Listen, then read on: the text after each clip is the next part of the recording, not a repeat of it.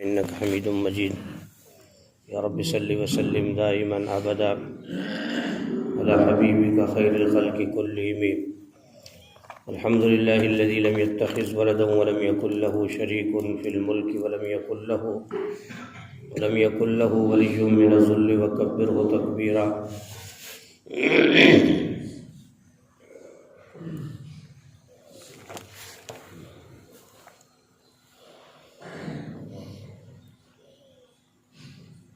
حضور اقدس صلی اللہ علیہ وسلم نے ارشاد فرمایا، بے شک اللہ جل شانہ نہیں دیکھیں گے قیامت کے دن چادر لٹکانے والے کی طرف۔ رسول اللہ صلی اللہ علیہ وسلم نے ارشاد فرمایا، بے شک اللہ تعالیٰ نہیں دیکھیں گے قیامت کے دن چادر لٹکانے والے کی طرف۔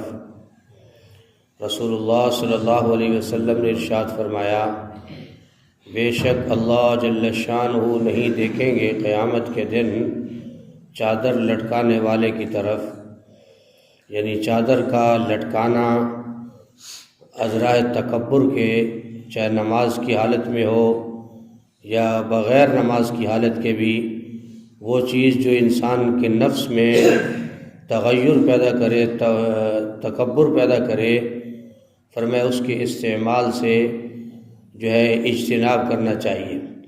ہاں اگر اس کا نفس اتنا شریف ہو چکا ہے کہ اس کا خیال بھی نہیں جاتا، پھر تو گنجائش ہے۔ بعض لوگ گلے میں رومال لٹکا لیتے ہیں یا کوئی ٹائی لٹکا لیتے ہیں یا چادر لٹکا لیتے ہیں جس پر کوئی خوبصورت چیز ہوتی ہے، تو فرمایا حدیث میں آتا ہے کہ جو چیز لٹکائی ہوتی ہے دل اس کی طرف مائل ہوتا ہے۔ تو رسول اللہ صلی اللہ علیہ وسلم نے منع فرمایا کہ بے شک اللہ تعالیٰ نہیں دیکھیں گے قیامت کے دن چادر لٹکانے والے کی طرف۔ امام مسلم نے اس روایت کو نقل کیا ہے۔